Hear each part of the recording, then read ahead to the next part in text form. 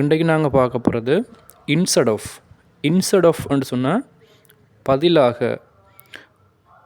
அவனுக்கு பதிலாக, அவளுக்கு பதிலாக, உங்களுக்கு பதிலாக அப்படின்னு சொல்லி ஒரு ஆளுக்கு பதிலாக ஒரு செயலை செய்கிறது.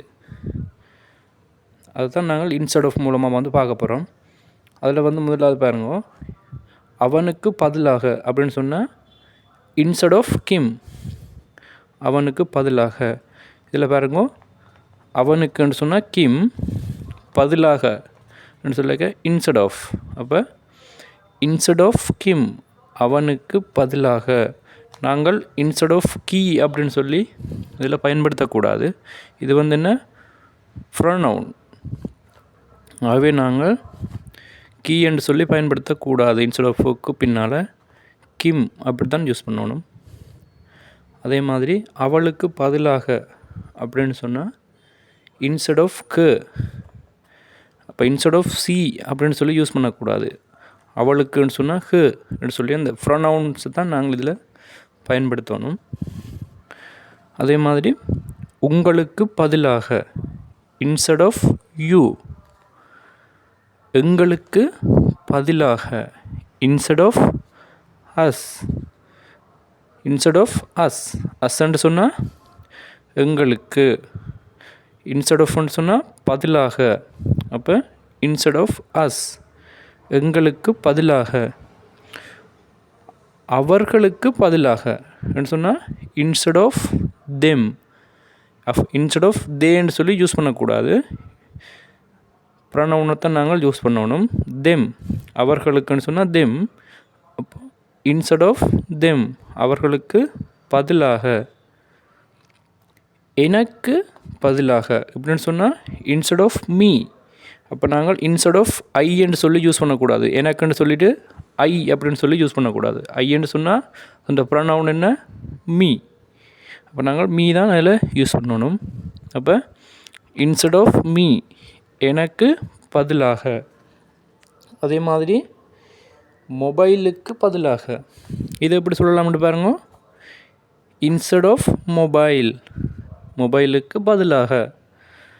தண்ணீருக்கு பதிலாக இன்ஸ்டெட் ஆஃப் வாட்டர், தண்ணின்னு சொன்னால் வாட்டர். இப்போ இன்ஸ்டெட் ஆஃப் வாட்டர். ரவிக்கு பதிலாக இன்ஸ்டெட் ஆஃப் ரவி.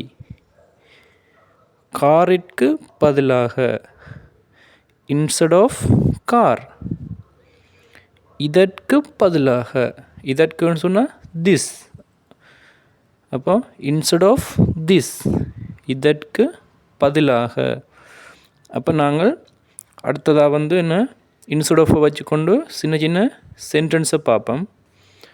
ப்ரெசன்ட் டென்ஸில் வந்து இன்ஸ்டெட் ஆஃப் பயன்படுத்தி சின்ன சின்ன சென்டென்ஸை வந்து பயன்படுத்தி பார்ப்போம். அதில் வந்து முதலாவது பாருங்க, எனக்கு பதிலாக போ. அப்போ இதில் போன்னு சொன்னால் என்ன, கோ. அப்போ நாங்கள் பேர்ப்பை வந்து முன்னுக்கு போடணும். கோ என்ற பேர்ப் தான் இதில் வருது. எனக்கு பதிலாக போ. அப்போ கோ இன்ஸ்டெட் ஆஃப் மீ. கோண்டா போ, இன்ஸ்டெட் ஆஃப்னு சொன்னால் பதிலாக, எனக்குன்னு சொல்லிக்க மீ.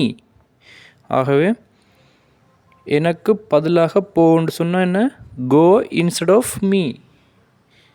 அதே மாதிரி பாருங்க, எங்களுக்கு பதிலாக செய். சரிதானே? இதை பாருங்க, செய்யன்னு சொன்னால் டூ. அப்போ டூன்ற வேர்ப்பை வந்து முன்னுக்கு போடுறோம்.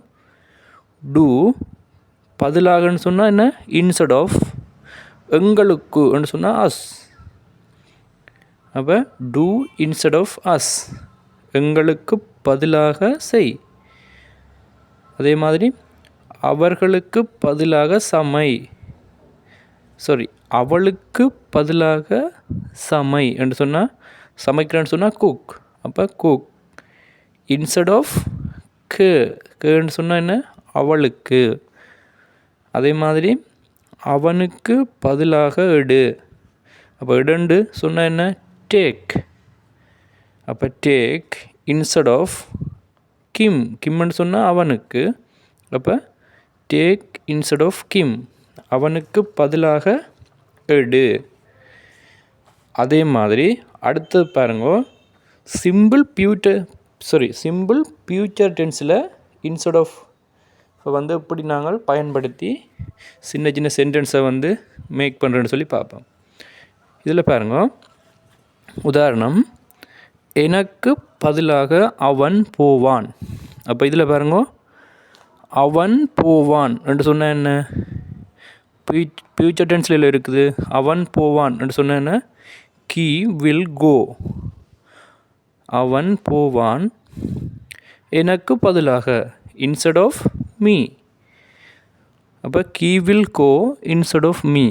எனக்கு பதிலாக அவன் போவான். இது வந்து என்ன, எதிர்காலத்தை குறிக்குது, ஃபியூச்சர் டென்ஸ்.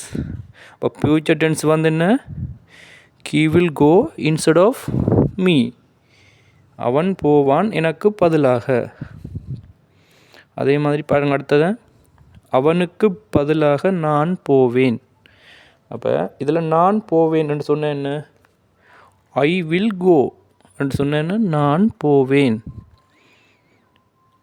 இன்ஸ்டெட் ஆஃப் கிம், கிம்னு சொன்ன என்ன, அவனுக்கு. ஆகவே இன்ஸ்டெட் ஆஃப் கிம், அவனுக்கு பதிலாக.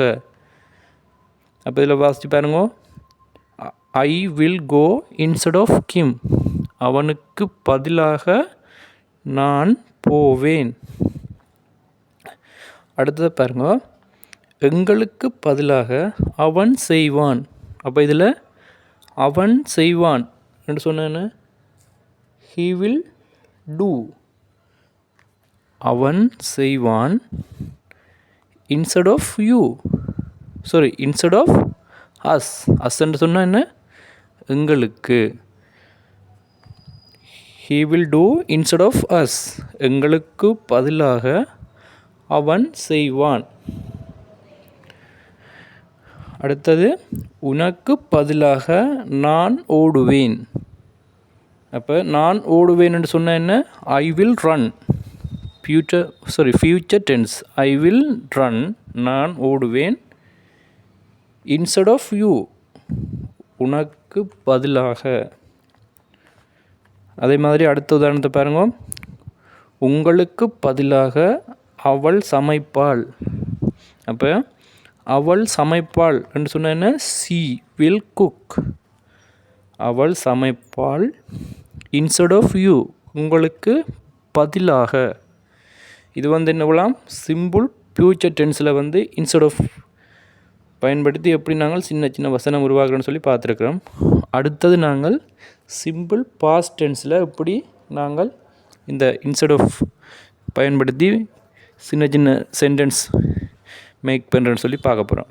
பாருங்கள், உதாரணத்தை, எனக்கு பதிலாக அவன் போனான்.